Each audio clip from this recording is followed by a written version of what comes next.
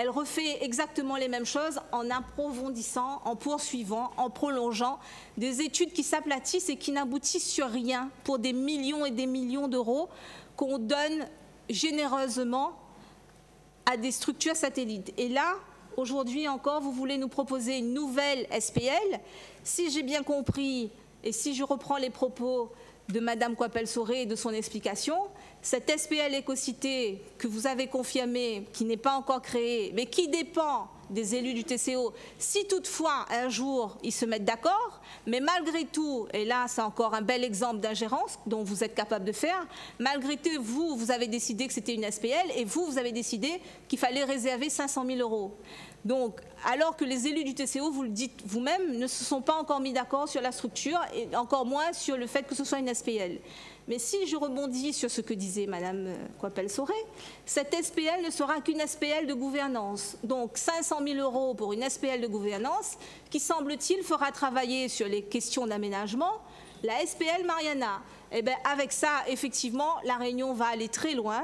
On va continuer la politique de dilapidation qui continue depuis quelques années. Bon, c'est vrai, moi, je n'ai pas participé à la première saga régionale de la pyramide inversée qui a commencé il y a 6 ans.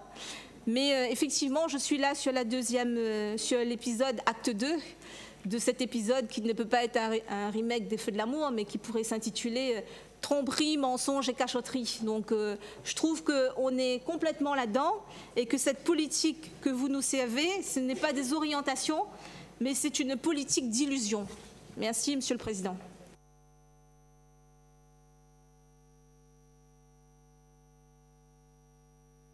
Monsieur le Président, si vous me le permettez, parce que je dois partir. Vous avez terminé, pardon, excusez-moi. Oui, je vous en prie, Madame Nana. Si vous me permettez, je prendrai la parole juste 1 minute sans faire de polémique avec les propos de Madame Bello, parce qu'elle nous a posé une question de qui la terre réunionnaise doit-elle être libérée. Et je voudrais juste tenir mon propos sur 3 petits points, mais qui relèvent principalement du travail du parlementaire, des parlementaires réunionnais. Nous avons à La Réunion et dans l'ensemble des DOM ce que nous appelons les résidus du statut colonial.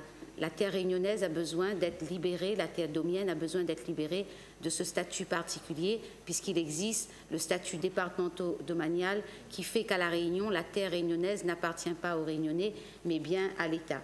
Et c'est vrai qu'il ne faut pas oublier la complexité de cette réalité réunionnaise. On a encore aujourd'hui, qu'il s'agisse de Mafat, de Grand Bassin, de Roche-Plate, on a encore tout un pan de la population, des maisons créoles qui sont implantées sans, au fond, d'autorisation, sans que des actes soient de manière notariée bien spécifiés, sans surtout, puisque vous avez beaucoup abordé l'amélioration de l'habitat, la volonté d'aider les Réunionnais à devenir propriétaires, sans que ces personnes puissent bénéficier des aides amélioration de l'habitat qui soient votées par le conseil départemental, par le conseil régional, voire même des dispositifs d'aide de l'État. La LBU, par exemple, sur la réhabilitation lourde dans ces zones ne peut pas intervenir. La loi n'autorise pas à ces personnes de bénéficier de l'amélioration de l'habitat lourde sur la ligne budgétaire unique. Et souvent, donc, ces maisons fortement dégradées se retrouvent dans une classification et un état d'insalubrité. Les personnes sont obligées de quitter le logement et ce sont des terres abandonnées. Ça, c'est pour le foncier habité et principalement souvent par des familles avec une identité très forte ancrée dans la terre. Et vous n'êtes pas sans ignorer que c'est la commune de Saint-Paul qui a le fort taux de terre en indivision. Dans les Hauts-de-Saint-Paul, c'est la commune où il y a le plus fort taux d'indivision et donc souvent les collectivités, c'est l'aide également que la région vient de faire voter, Nadia Ramassami vous en a parlé tout à l'heure, sur l'aide à l'accession à la propriété. Deuxième point, de qui les terres réunionnaises doivent-elles être également libérées? Je veux surtout aussi parler du foncier agricole. Aujourd'hui, nous savons qu'une procédure, mais les députés le savent, nous avons eu à La Réunion une commission parlementaire qui est venue l'année dernière, composée de sénateurs, composée de députés, pour revenir sur la loi qui concerne la sortie de la classification des friches agricoles. Ce sont des procédures trop longues qui durent minimum 5 ans et qui doivent faire des allers-retours. Ça commence au département, ça repart à l'État, et donc les friches et la possibilité pour les agriculteurs réunionnais de travailler et de reprendre ces terres ne peut pas être faite. Donc c'est un dossier qui est porté sur le plan national par beaucoup de députés, par beaucoup de sénateurs. La loi est mal faite par rapport à la procédure de la sortie des friches agricoles. Troisième élément, pareil, on parle de qui la terre réunionnaise devrait être libérée. On se rend compte et on prend les chiffres, de moins en moins de Réunionnais auront la possibilité de devenir des propriétaires. De moins en moins de Réunionnais, contrairement à nos cousins mauriciens. Contrairement à nos cousins mauriciens. Pourquoi? Parce qu'il n'y a pas seulement le prix beaucoup trop cher au niveau, ou les taxes au niveau de la succession, mais il y a des procédures qui sont longues et la non-possibilité pour les petits ménages de faire des emprunts. Et donc, longtemps créole t'es gagné facilement propriétaire. Aujourd'hui, avec le prix du foncier, le créole n'a plus la possibilité de devenir propriétaire. Et puis, on le voit sur le nombre de personnes qui rentrent en établissement pour personnes âgées. On voit que des propriétaires sur la succession, généralement, pour ceux qui ont touché, et il faut rendre hommage aux conseillers généraux qui ont voté le non-recours sur la succession, sur toutes les aides apportées par le département pour des personnes âgées, mais aujourd'hui, tous les dispositifs d'aide complémentaires apportés par l'État, que ce soit sur la retraite complémentaire, font l'objet d'un recours sur succession. Et on le voit, sur les 10 dernières années, le nombre de personnes qui ont été propriétaires et qui n'ont pas pu transmettre leur patrimoine à leurs enfants ou à leurs petits-enfants, ce nombre a augmenté. Ce nombre a augmenté à La Réunion. Nous avons les chiffres pour ces personnes âgées. Donc voilà les quelques raisons qui me font dire, sans polémique aucune, que oui, la terre réunionnaise a bien besoin d'être libérée pour que le Réunionnais puisse rester propriétaire comme ses amis mauriciens et comme n'importe quel être humain, parce que nous sommes des grégaires, nous avons besoin de vivre en société et d'avoir des pieds ancrés et dans la terre et dans nos cases. Voilà pourquoi le Réunionnais a aussi vraiment besoin d'être aidé à ce niveau-là. Très bien, merci beaucoup, Madame Nadar. Monsieur Bédier qui a demandé la parole, m'en excusez. Oui, moi je reviendrai aussi sur les grands chantiers, notamment la nouvelle route du littoral et un petit peu aussi du SAR. Vous dire que tout d'abord j'ai du mal à cerner la notion de deuxième génération de ces grands chantiers. Elle renvoie forcément à une première génération. Qu'est-ce que cette première génération englobe? Correspond-elle aux chantiers qui ont marqué le premier mandat du président et notamment le chantier en cours de la nouvelle route du littoral? Auquel cas, la Réunion aurait attendu votre avènement pour inaugurer des grands chantiers. Ou alors, la première génération engloberait tous les ouvrages et autres chantiers importants construits et mis en œuvre depuis l'époque du gouverneur Bourdonnais au XVIIIe siècle. Mais quels seraient dans ce cas les critères qui font qu'on passe aujourd'hui de la première à la deuxième génération? Quelles caractéristiques et qualités seraient attachées aux nouveaux chantiers qui sont en rupture avec tout ce qui s'est fait jusqu'ici? L'histoire de la Réunion serait-elle en train de s'accélérer au point de retenir déjà 2 grandes périodes dans l'équipement de la Réunion? Où en est aujourd'hui le chantier de la nouvelle route du littoral par rapport au calendrier des travaux et de la livraison? Monsieur le Président, vous n'avez cessé d'affirmer que le calendrier sera tenu, malgré toutes les réserves exprimées depuis longtemps et qui s'appuyaient sur l'expérience des chantiers de même importance en France et dans le monde. Pouvez-vous aujourd'hui nous dire où nous en sommes par rapport à ce calendrier? Faut-il rappeler que la question est d'importance en raison du surcoût auquel tout le monde pense et aux charges que cela ferait peser sur les contribuables locaux? En tout cas, un premier constat s'impose aujourd'hui, l'absence d'anticipation en matière de disponibilité des ressources en matériaux de construction. Il est pour le moins léger, et je dirais même que c'est raconter des histoires aux Réunionnais que de renvoyer, comme vous le faites, la responsabilité de l'approvisionnement en roches massives sur les seuls titulaires des marchés de construction. Non. Un maître d'ouvrage public ne se lance pas dans un chantier de cette importance sans s'assurer de sa faisabilité sur tous les plans, y compris celui de l'approvisionnement en matériaux. Cela d'autant plus que les documents qui ont été publiés montrent que les bureaux d'études vous avez alerté depuis longtemps sur les aléas importants liés à la disponibilité de ces matériaux. Alors, je voudrais que vous nous répondiez clairement sur cette question de responsabilité. En cas de retard lié aux approvisionnements en roches massives, est-ce que ce sont les seuls titulaires des marchés de construction qui en assumeront les conséquences financières? Pouvez-vous l'affirmer aujourd'hui? Encore plus inquiétant, un doute sérieux existe aujourd'hui sur l'existence locale des matériaux nécessaires, sur fond de guerre commerciale entre les grands groupes et de conflits d'intérêts.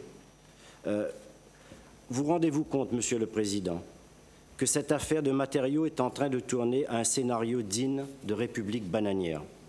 Alors que le chantier est lancé depuis maintenant 2 ans, voilà que les grands groupes du BTP, dont ceux avec lesquels vous travaillez, viennent mettre un doute sérieux dans l'esprit des Réunionnais sur la qualité des matériaux par rapport aux caractéristiques attendues. Il y a en fond de scène, on le sait, une guerre commerciale qui incite à être prudent. Et il est vrai, hélas, que la situation aujourd'hui, c'est d'abord cette démonstration que nous sommes sur un terrain de jeu de ces groupes nationaux qui font ici leurs affaires juteuses, comme au temps de la coloniale et comme ils le font encore en Afrique. Certains, localement, ramassent quelques belles miettes, quitte à se mettre dans une situation de conflit d'intérêts, comme c'est le cas pour un de vos vice-présidents. Mais vous ne pouvez pas là aussi rester spectateur. La gravité des derniers développements sur la qualité insuffisante des roches ciblées et les conséquences qui en résulteraient si les affirmations publiées étaient vérifiées imposent une clarification rapide. Le maître d'ouvrage, c'est-à-dire vous, a l'obligation de demander cette clarification et d'informer les Réunionnais sur la situation réelle. Il est à espérer que la population n'a pas été trompée dans cette affaire. Ce serait un scandale sans précédent à La Réunion. Toutes ces improvisations ne sont pas sans conséquences sur le terrain. Tout cela a été insuffisamment préparé et la méthode de la marche forcée a fait réagir la population, riverains et au-delà, ces blocages étant d'autant plus légitimes que les nuisances et les atteintes environnementales ne sont pas négligeables et ont été visiblement sous-évaluées. Je tiens à attirer à nouveau solennellement l'attention sur l'anomalie qui consisterait à implanter une deuxième carrière de grande capacité à Mainciol, Saint-André, donc à 2 km seulement à vol d'oiseau d'une autre méga carrière autorisée en décembre 2015 à Dioré, comme disait tout à l'heure ma collègue, pour les besoins de la nouvelle route du littoral. Plusieurs milliers d'habitants vivent autour ou entre ces 2 sites. Une telle concentration géographique constitue une aberration environnementale, au-delà même des réserves sérieuses émises par l'autorité environnementale sur le projet de Mainciol. Elle est contraire à la loi, au SAR et au schéma des carrières qui pose le principe de la répartition équilibrée dans l'espace et elle fait peser sur les populations concernées des contraintes disproportionnées. Cette situation est d'autant plus grave que 2 autres carrières sont programmées à court terme dans la commune limitrophe de Brapanon, dans un rayon à peine plus éloigné par rapport à la carrière autorisée de Dioré. Je tiens aussi à m'élever contre la collusion générale qui tente à pousser à cette concentration, par facilité pour certains devant les difficultés d'approvisionnement de la nouvelle route du littoral, par intérêt politique pour des maires qui voient là le moyen d'éviter l'implantation contestée par la population sur le territoire de leur commune, et enfin, par intérêt personnel quand le maire propose ses propres terres ou les terres de sa famille pour l'implantation des carrières qui aboutissent à cette concentration. Quel est enfin l'impact réel de la nouvelle route du littoral sur l'emploi local? Vous en avez fait un des piliers de votre politique économique. À mon sens, c'en est même aujourd'hui le seul, et c'est une faiblesse, car le développement économique ne pourra indéfiniment ne dépendre que des grands travaux, compte tenu des milliers d'emplois dont nous avons besoin pour améliorer significativement et structurellement la situation économique et sociale de l'île. Il importe néanmoins de savoir si le chantier phare de vos mandats profite, comme il le devrait, aux demandeurs d'emplois locaux. Pouvez-vous, à cet égard, nous préciser la répartition actuelle des emplois du chantier de la nouvelle route du littoral entre recrutements locaux et extérieurs? Deux petits mots sur le fameux SAR. Alors, moi, ce que je voulais dire, si les Réunionnais attendent la réalisation rapide de vos promesses électorales, eh bien, ils seront que déçus. Le SAR, qui devait être révisé pour libérer, comme le disait tout à l'heure Madame Bello et confirmé par Madame Dindar, pour libérer la terre réunionnaise, ne fera en fait l'objet que d'une modification, une procédure qui ne touche ni à l'économie générale du document, ni à des dispositions importantes. Quant à la révision du document, il est non seulement renvoyé aux calendes grecques, mais noyé dans une procédure d'expérimentation dont on ne sait pas trop ce qui va être expérimenté. Bref, un enterrement non pas de première classe, mais en catimini des engagements électoraux dont, au demeurant, nous n'avions pas cessé de dénoncer les caractères démagogiques. Comme par exemple, donner aux Réunionnais le droit de construire sur des terrains agricoles, en omettant de préciser qu'ils ne relèvent pas du SAR, mais de règles d'urbanisme national que le SAR doit respecter. On peut dire la même chose pour le déclassement du parc national, bien discret, votre rapport d'orientation sur ce point. Alors qu'on allait voir ce qu'on allait voir, maintenant, on envoie tout cela dans les oubliettes d'études de faisabilité. Je vous remercie. Très bien, merci. Des interventions? Je vous en prie, chers collègues. Merci, Monsieur le Président, chers collègues. Je souhaiterais intervenir sur le pilier 6, plus d'égalité des chances pour les familles, et plus précisément sur le chapitre de la lutte contre l'illettrisme. En 2016, nous comptons 39 casaliers répartis sur toute l'île. Dans le bilan des actions de la charte de partenariat et du plan d'action prévention et lutte contre l'illettrisme 2011-2015, paru en avril 2016, ces casaliers sont bien présentés comme un outil d'éducation populaire et un moyen de lutte contre l'illettrisme. Il a concerné 2500 personnes depuis sa création. Mais ce bilan pointe également les faiblesses de cet outil, entre autres son ambiguïté, c'est-à-dire un dispositif de lutte contre l'illettrisme qui a volontairement choisi de ne pas s'afficher comme tel, ce qui fait qu'il est incompris par la majorité des gens qui ne comprennent pas ce qu'on y fait et encore moins les résultats obtenus, ou plutôt les résultats qui ne sont pas obtenus. Les animateurs, qui sont-ils? Majoritairement des contrats aidés. Le bilan pointe un énorme turnover de ces animateurs. Il reste encore la moitié à former, ce qui est énorme. Des animateurs qui sont surchargés de travail et peu suivis en interne. On note également une faible implication des responsables associatifs et des encadrants. Et surtout, on note moins de 25% de suite donnée au parcours des casaliers. Ce bilan a aussi noté que certaines associations proposent des actions qui relèvent davantage du champ des activités du temps libre et des loisirs et de l'initiation à l'informatique que de la lutte contre l'illettrisme. À La Réunion, nous avons entre 116 et 120 000 personnes qui sont en situation d'illettrisme. Et aujourd'hui, Monsieur le Président, vous souhaitez élargir votre action aux personnes porteuses de handicap et c'est heureux. L'illettrisme est un fléau sous-estimé parce qu'il est invisible et souvent tabou pour les personnes qui le vivent parce qu'il est souvent synonyme de honte. Dans leur vie de tous les jours, ces personnes sont obligées de se faire accompagner dans leurs démarches administratives. C'est donc un problème qui doit être pris à bras-le-corps et non pas à la légère comme c'est le cas actuellement. Et au lieu de courir après la labellisation du dispositif Casalire, vous devriez le revoir, parce que dans ce projet, vous avez mis la charrue avant les bœufs. Monsieur le Président, vous avez annoncé faire de la lutte contre l'illettrisme le volet majeur de votre action contre la lutte contre les exclusions. Ces 120 000 personnes ne doivent pas être marginalisées et devenir les oubliés de la République. Vous vous êtes engagés, elles comptent sur vous. Je terminerai en abordant le chapitre mobilité, en pointant un dysfonctionnement. Nous le savons tous, La collectivité régionale mène une politique très volontariste concernant la mobilité. Je voulais profiter de la présence de Madame Dindar, qui nous a quittés, donc présidente du conseil départemental. Et il me paraît anormal aujourd'hui que sur les ondes d'une certaine radio, que je ne citerai pas, des parents en souffrance, en colère, parce qu'ils ne peuvent accompagner tous les deux leur enfant qui doit subir une intervention en métropole. Au lieu de préparer en douceur le voyage familial, ils doivent souvent se débattre pour trouver une solution de dernière minute. Aujourd'hui, on a mis en place la continuité territoriale dans le sens métropole-Réunion.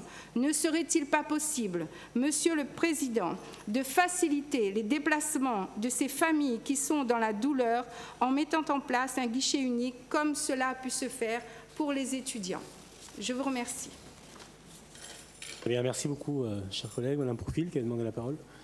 Monsieur le Président, chers collègues, bonjour. Monsieur le Président, je souhaiterais vous interpeller aujourd'hui encore sur une situation que je pourrais qualifier, que je dois qualifier, relevant du mépris. Oui, mépris pour 155 899 Réunionnais qui, en décembre dernier, ont voté pour la liste du rassemblement que nous représentons au sein de cette Assemblée. Mépris pour nous, élus de l'opposition, cantonnés aujourd'hui dans une position invisible, tout juste relayés dans une présence que nous occupons fièrement au sein des commissions. Je ne pourrais en dire autant des membres de la majorité qui brillent depuis un moment par leur absence. Car, oui, nous souhaitons prendre notre place, notre place effective au sein de cette collectivité.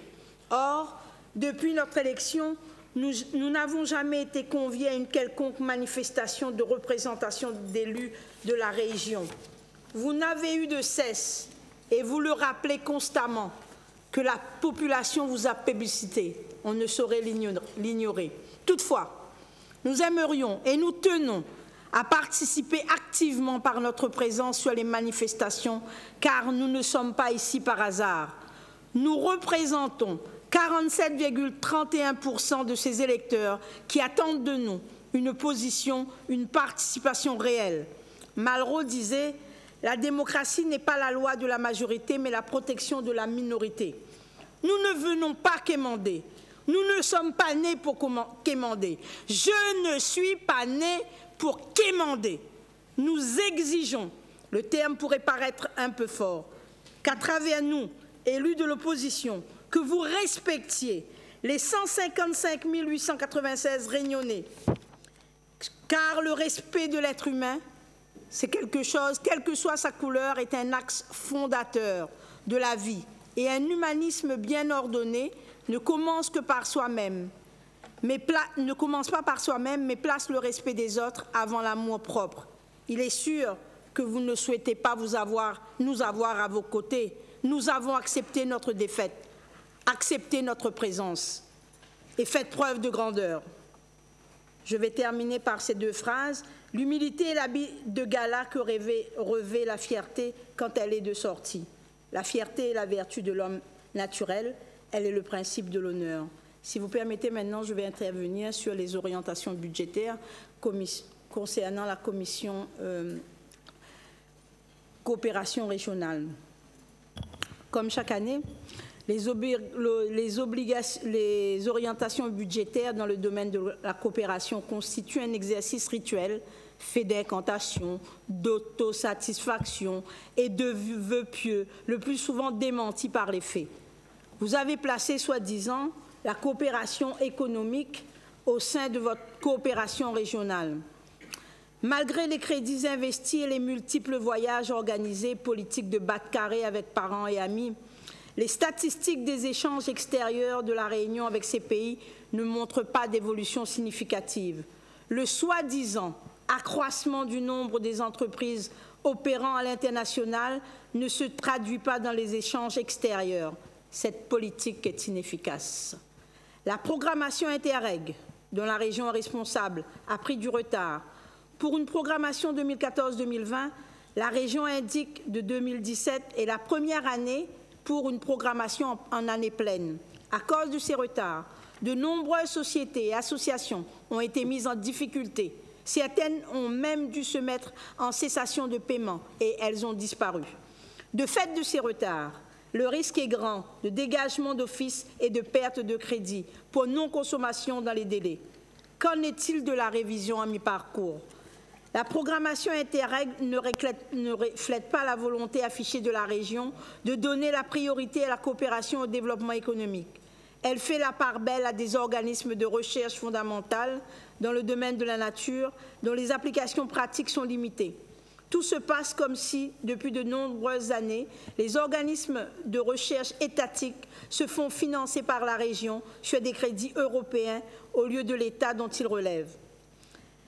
Quel est le bilan des antennes de la région des pays tiers? Nombre d'entreprises accueillies ou accompagnées, le nombre de projets et montants des investissements attirés à La Réunion, le nombre et le montant des appels d'offres émis par ces pays et dont ont bénéficié les entreprises réunionnaises. On n'a pas ces informations au jour d'aujourd'hui. Quel est le bilan des actions menées avec la Chine, l'Inde, l'Australie, l'Afrique du Sud, Maurice, pays érigés en priorité par la majorité régionale depuis 2010? Après 6 années, on doit pouvoir disposer de suffisamment de données et de recul. La priorité affichée du développement de la coopération économique, mais dans les indicateurs, seul le tourisme apparaît. On aimerait des informations sur le partenariat d'entreprises, l'augmentation des exportations, l'accueil des investisseurs de ces pays, si elle existe. Le Césaire, justement, dans son rapport, fait état de ce que je viens de dire. D'ailleurs, nous avons un courrier dans l'avis du Césaire de M. Narayana qui il fait quand même partie du Césaire, hein, même si cela peut vous faire sourire, hein, mais il relève un certain nombre de faits que vous ne pouvez ignorer. En lien avec le CEP, il serait peut-être judicieux, dans le cadre de la coopération régionale, d'œuvrer dans la perspective d'une coopération régionale concernant les assistants de langue issus de la zone. Nous avons des assistants de langue qui viennent d'Europe et d'ailleurs, mais nous avons soi-disant une politique régionale, mais nous n'avons pas de jeunes étudiants qui viennent de la zone pour améliorer les capacités en anglais de nos jeunes dans les collèges, les lycées et même dans les écoles primaires. Le Césaire, je réitère aussi sa demande de la création d'une conférence locale de coopération et de co-développement afin d'élaborer la politique en la matière, informer les partenaires, procéder à des évaluations. Jusqu'aujourd'hui, les évaluations, on n'a pas eu beaucoup d'évaluations. Le Césaire rappelle aussi le besoin de mesurer les retombées sur les territoires de La Réunion, ce que je faisais remarquer tout à l'heure. Enfin, concernant la participation de La Réunion aux organisations régionales, je pense que la région devrait être vigilante à l'encontre de certains pays pointés du doigt par Amnesty International pour leurs actes de violence et qui ne respectent souvent pas les droits de l'homme. Enfin, en réalité, les orientations budgétaires de la région en matière de coopération régionale est un bon reflet de la politique régionale, dont le discours est démenti par la réalité, dont les résultats sont plus que limités eu égard aux crédits exigés, où la communication tient lieu d'information. C'est une politique superficielle qui ne change aucunement les choses et qui s'adresse à différentes clientèles et aux amis politiques. D'ailleurs, vous avez au sein de votre cabinet une personne qui a été nommée dernièrement responsable de la coopération régionale et je voudrais bien savoir quelles sont ses qualifications en matière de coopération régionale alors que cette personne n'a pas arrêté de passer d'un bord à un autre bord politique et faire du trapéziste. Donc, si vous pouvez nous répondre. Enfin, je voudrais demander quelle est la position de la région Réunion concernant le sommet de la francophonie à Madagascar. Je vous remercie. Monsieur David Lorion, s'il vous plaît. Merci. Je vais être moins lyrique, hein, je ne peux pas répondre sur la coopération régionale, mais je répondrai sur un des éléments des questions qui ont été posées, notamment sur l'éducation et sur la politique éducative, sur le pilier numéro 1. Vous nous avez indiqué votre inquiétude sur ce pilier numéro 1, notamment pour la région. Et je voudrais vous répondre sur, non pas tout le pilier numéro 1, parce que je pense que les réponses peuvent être partagées, notamment avec mon collègue Louis-Bertrand Grondin, sur tout ce qui concerne la formation professionnelle, avec ma collègue Nathalie Bassière sur ce qui concerne l'éducation et la jeunesse, mais je vais vous répondre plutôt sur tout ce qui concerne l'enseignement supérieur et la recherche. Je voudrais juste vous dire combien la région est un partenaire important, notamment dans le cadre de la politique scolaire pour la mise en œuvre de la construction des lycées. J'ai eu l'occasion de le dire ici, les lycées doivent répondre à une demande qui est celle de la population scolaire. Nous avons aujourd'hui 43 000 lycéens. Nous en aurons à l'horizon 2020 46 000. D'accord ? Ce sont des choses qui sont connues puisque ce sont des chiffres de l'INSEE et nous allons y répondre, d'accord, à cette augmentation de la population scolaire et lycéenne par la construction de 3 nouveaux lycées. Donc j'ai eu l'occasion évidemment de vous dire ici déjà, le premier lycée qui est le lycée de Bois-de-Nefle à Saint-Denis, qui est un lycée qui va être ouvert sur le monde puisqu'il va être en lien, c'est un lycée franco-australien en quelque sorte, puisqu'il y a une section australienne qui va s'implanter et dont la thématique principale est le numérique et l'informatique, puisqu'on sait que c'est dans cette matière que vont se créer les principaux emplois dans les années à venir, est achevé à 55%. Et donc, je pense qu'à la rentrée 2017, d'accord, les étudiants et les lycéens vont pouvoir y entrer. Et donc, nous avons là une nouvelle carte de rentrée scolaire qui va se mettre en place sur tout le Nord. Nous avons aussi 2 autres lycées que vous connaissez. Ce sont les lycées de la Petite-Île, notamment, qui va s'implanter sur le territoire de la Petite-Île et dont l'orientation de l'ensemble des études, c'est une orientation qui concerne le tourisme, l'hôtellerie, la restauration. À chaque fois, ce sont des lycées d'enseignement général et des lycées d'enseignement technique, puisque nous avons aussi un déficit, évidemment, sur l'enseignement technique, notamment très spécialisé. Et nous allons, évidemment, pouvoir le construire. Et il va être livré, on connaît aujourd'hui la date, puisqu'on maîtrise le foncier. Le reste, c'est une série d'opérations dont on sait aujourd'hui calculer bien la durée. L'horizon de l'ouverture de ce lycée, c'est 2022, pour le lycée de la Petite-Île. La rentrée scolaire, d'accord ? Je ne vous parle pas du début de la construction. J'imagine bien, pour le début de la construction, on aura à cœur de mettre la première pierre avant la fin du mandat. Donc l'ouverture de la rentrée, ça va être pour 2022.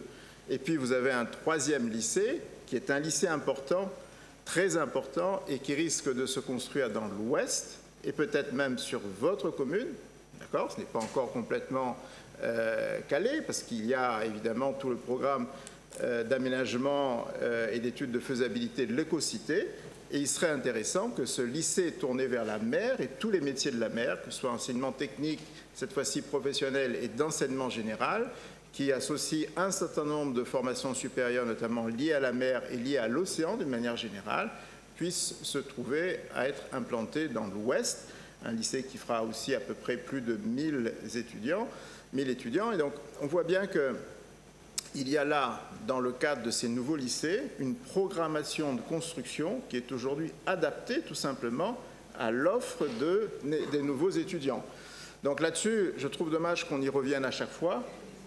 L'horizon aussi 2022 pour l'ouverture, début de construction 2019, ouverture 2022. On voit bien qu'il y a là une approche qui est une approche réaliste, qui n'est pas d'ailleurs une approche que de ce mandat, qui est une approche très ancienne. La région a fait des efforts très importants et depuis très longtemps pour la construction des lycées à Saint-Pierre, liés évidemment à la population jeune. Nous avons construit, depuis que la région existe en tant que telle, 28 lycées et nous avons hérité de 16 lycées qui étaient hérités seulement de la construction d'État. Donc il y a là un effort qui est considérable et un effort qui est adapté tout simplement à l'évolution de la population scolaire. Deuxième chose que je voulais vous dire, on a hérité de 16 lycées, on en a construit 28, et ces lycées sont relativement anciens maintenant, puisque certains d'entre eux ont entre 20 et 30 ans. Et donc, il y a aujourd'hui un programme d'investissement qui est un programme important, 400 millions d'euros, d'accord, pour la rénovation de ces lycées. Et je ne voudrais pas abuser des chiffres, mais je vous cite quelques chiffres. Lycée Roland-Garros pour la rentrée 2016, 650 000 euros d'investissement. Saint-Exupéry, 5,7 millions d'euros d'investissement. Lycée de Rochemec, 2,5 millions d'euros d'investissement. Antoine Roussin, 300 000 euros d'investissement. François de Meille, 300 000 euros. Le lycée agricole de Saint-Joseph, 1,9 million. Je peux vous citer comme ça une série de chiffres. Il y a là, notamment pour autant les entreprises que pour les lycéens, des travaux qui sont gigantesques, des travaux d'adaptabilité, notamment de la mise en conformité, de l'accessibilité, qui a été un grand chantier.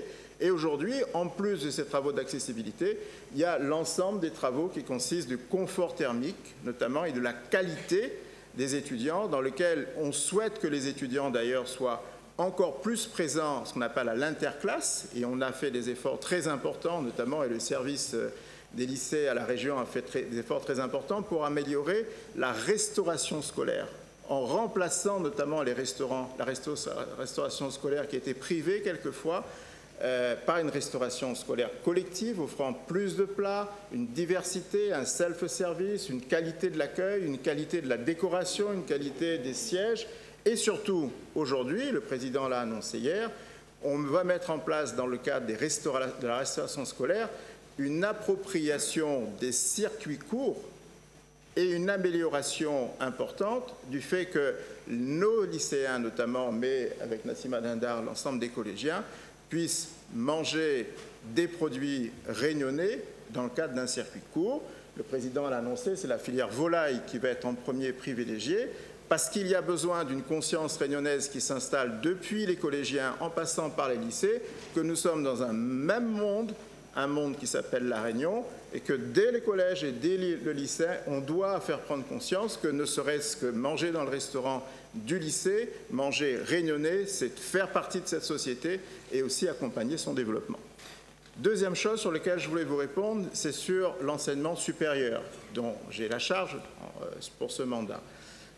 Nous avons pour la première fois ouvert cette année, dans le cadre de l'examen de la carte d'orientation des formations académiques, parce que vous parlez de la carte en fait des formations, et vous nous avez dit que cette carte n'était pas adoptée.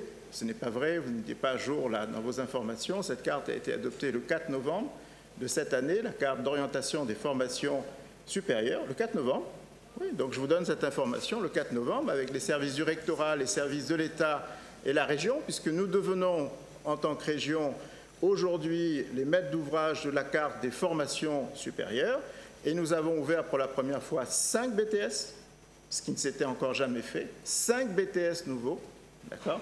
Nous avons ouvert 2 bacs professionnels et une série de transformations, notamment sur cette formation supérieure.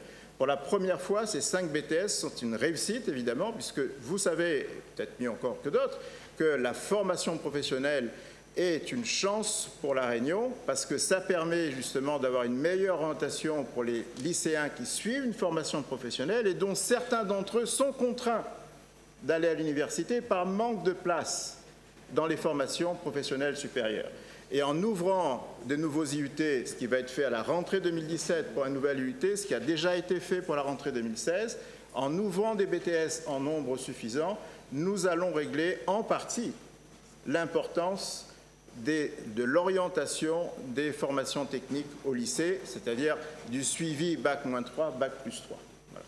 Concernant l'enseignement et l'université, nous avons ces 2 projets qui sont des projets importants, qui sont l'un, la construction de la faculté de médecine, dont nous sommes aujourd'hui au dossier de maîtrise d'œuvre avec les plans et la maîtrise d'œuvre qui a été déléguée et donc qui est aujourd'hui actée. Les maîtres d'œuvre travaillent, on a déjà les premières esquisses, que ce soit de la faculté de médecine, que ce soit l'école d'ingénieurs ou que ce soit de la construction des nouveaux IUT. C'est un dossier que je connais bien puisque ce sont des constructions qui se passent dans le sud à Terre-Sainte. Donc vous voyez bien que sur ce dossier-là, et ensuite je ne vais pas être très long parce que je passe la parole à la formation professionnelle et à Nathalie Bassière, sur ces dossiers-là, je ne suis pas sûr que nous soyons les plus mauvais. Je crois savoir même que parmi toutes les régions françaises, pour des raisons qui sont strictement démographiques, nous sommes la région qui investissons le plus, mais de très loin, le plus dans les lycées, dans la formation supérieure et dans l'université, mais pour des raisons démographiques, mais aussi simplement pour une raison de simple conscience qu'il faut qu'on accompagne les jeunes collégiens, lycéens et les jeunes, évidemment, étudiants. Voilà, je voulais juste faire cette précision. Voilà, merci. Très bien, merci beaucoup. Madame Gobalou qui a demandé la parole, je vous en prie. Oui, je vous remercie, Monsieur le Président. Moi, je vais intervenir sur différents piliers qui sont dans ces orientations budgétaires. D'abord, sur le plan régional des déchets, je ne me fais pas l'avocate de Monsieur Jean-Alain Cadet, mais j'insiste sur ce point puisque ce thème a été soulevé lors d'une précédente séance plénière de la région. Et dans cette séance, j'avais même dit que l'environnement est une affaire qui nous concerne tous et qu'il fallait aller au-delà des clivages politiques puisque la région a compétence en la matière par rapport à la loi NOTRe et vous n'êtes pas sans savoir que cette loi, depuis sa promulgation, nécessite que la région prenne une décision 18 mois après sa promulgation. Alors, ces orientations budgétaires, Monsieur le Président, abordent très peu le plan régional des déchets. Ma question, qu'en est-il bien sûr de son élaboration? Qu'en est-il du travail de concertation et qui doivent être faits avec les autres collectivités, particulièrement avec la collectivité départementale, et de nous préciser quelles sont les pistes de réflexion, puisque, comme je vous disais tout à l'heure, les orientations budgétaires en précisent très peu. Alors, Monsieur le Président, pouvez-vous nous répondre, puisque le Sud et l'Est sont concernés par le problème de stockage des déchets, et il est urgent qu'on trouve une solution, justement, pour pallier à ces problèmes-là, puisque c'est notre environnement qui va être impacté. Ensuite, je reviens sur le pilier des grands chantiers. On a abordé la construction du futur pont de la rivière des Galets et il y a même une motion qui a été rédigée en faveur de la potabilisation de l'eau.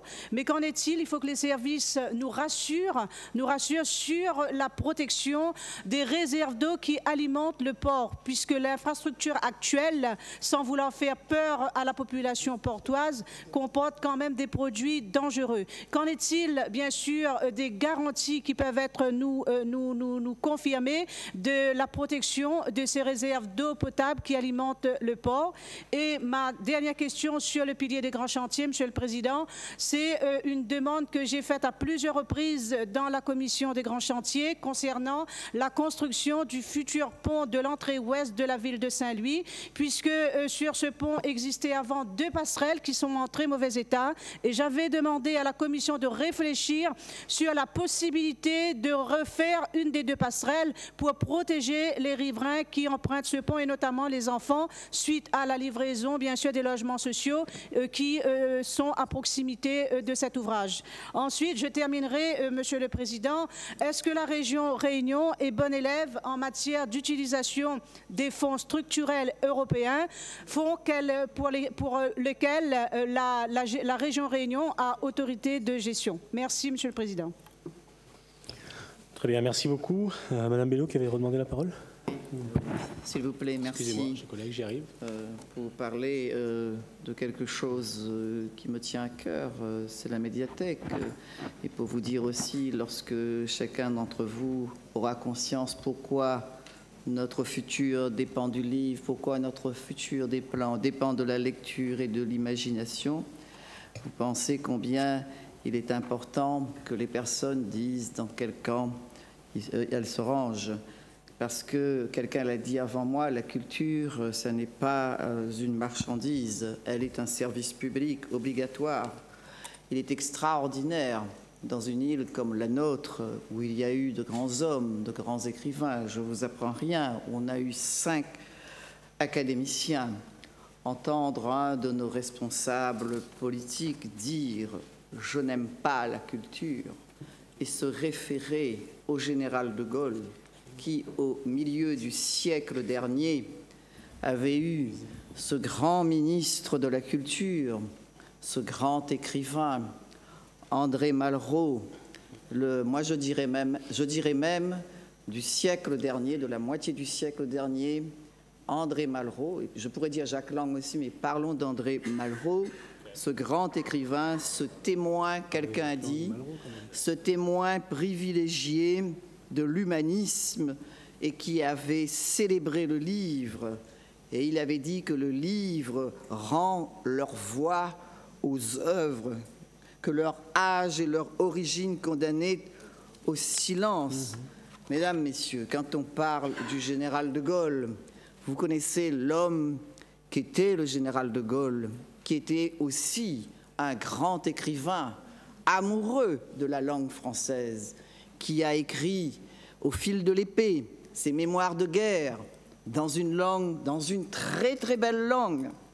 Quand on prétend se référer à un personnage illustre, il faut d'abord savoir qui il est, ce qu'il a fait, quelle était sa morale politique et sa hauteur de vue. Apparemment, ces personnes, quand elles en parlent, moi j'ai vu ça à la télévision, ces personnes en ont parlé dans un meeting où vous y étiez, Monsieur le Président, eh bien, elles en parlent, ces personnes, ça n'est pas vous qui l'avez dit, mais, et donc quand elles en parlent, on dirait qu'elles parlent comme si elles se réfèrent à Dieu, sans connaître ni l'un ni l'autre, ni le général de Gaulle, ni Dieu. Je voulais revenir donc sur la médiathèque. Bob Dylan, qui vient de recevoir le prix Nobel de littérature de cette année 2016, que l'on soit d'accord ou pas d'accord, a une chanson dans laquelle il dit « Time are changing », et surtout pour les États-Unis aujourd'hui, qu'est-ce que les temps changent? Et je dirais sur un autre registre, les temps changent, la voiture qui remplace aujourd'hui la charrette bœuf, le GSM qui a supplanté le tam-tam, tout se transforme, tout évolue et l'architecture, elle aussi, change. L'architecture se transforme, évolue et a, comme dans tout domaine, ses précurseurs. Je vais vous citer quelque chose. Nous venons, écrivains, peintres, architectes, amateurs, passionnés de la beauté intacte de Paris, protester de toutes nos forces, de toute notre indignation, au nom du goût français méconnu, au nom de l'art et de l'histoire française, menacés contre l'érection en plein cœur de notre capitale de l'inutile et monstrueuse Tour Eiffel. Telle est la pétition signée en 1890 par 300 artistes, dont Guy de Maupassant, que j'aime beaucoup, Alexandre Dumas, Charles Gounod, Émile Zola. La monstrueuse Tour Eiffel, ce tas de ferraille rouillé, est aujourd'hui, comme vous le savez, le symbole de Paris et de la France, premier site visité par les touristes du monde entier. Les temps changent. Madame la présidente du conseil départemental qui est partie, vous siégez dans ce bâtiment qui a été érigé par Pierre Lagourgue, ce bâtiment qui est ultra moderne. Et nous ici, Monsieur le Président, nous siégeons ici dans cet édifice, édifié toujours par Pierre Lagourgue, que l'on appelle la pyramide inversée. Et mon collègue Annette est parti, mais sa mairie, qui a été érigée, qui a été imaginée, et c'était Auguste Legros. Dans l'Hexagone, la pyramide du Louvre, de verre et de fer, implantée dans la cour d'un des plus beaux châteaux du pays, a été décriée, vilipendée. Et aujourd'hui, on vient aussi au Louvre pour voir son esthétique, parce que ça a conquis les plus sceptiques. Vous voyez, les temps changent. Je pourrais encore parler de Pompidou, de Beaubourg, de Marseille, qui a, avec Notre-Dame, il y a un site qui est le plus visité du monde et qui est aujourd'hui la maison du Fada. On avait appelé ça la maison du Fada parce que ça a été construit par Le Corbusier, qui est aujourd'hui inscrit au patrimoine mondial. La médiathèque Simon-Def à Saint-Paul est aujourd'hui aussi décriée. On dit que c'est une verrue. La réussite de cette œuvre architecturale vous gêne et c'est une longue habitude, pas très originale, lorsqu'il n'y a plus rien à dire, lorsqu'il n'y a plus d'attaque à faire, eh bien on s'attaque à l'architecture et que l'on pense que cela fait moderne, alors que c'est ancien, que c'est une méthode ancienne. Et ce que l'on dit de ce bâtiment rappelle la pétition de 1890, ce bâtiment avant-gardiste qui est reconnu. Eh bien, vous savez, les temps changent. Vous êtes, Monsieur le Président, un jeune politique, dit-on. Et autour de cela, autour de ce bâtiment, on communique comme les plus anciens. Ce bâtiment qui a été construit avec l'argent des contribuables saint-paulois et des subventions de l'État, nous n'avions pas reçu à l'époque un seul sou de la région, comme toutes les autres médiathèques de La Réunion. Ce bâtiment qui a été construit pour 105 000 habitants de Saint-Paul, eh bien, auquel la Réunion entière aurait pu bénéficier de cela, et de manière gratuite. Et aujourd'hui, on veut en faire un conservatoire pour accueillir 600 personnes. Il me semble que les chiffres de l'INSEE donnent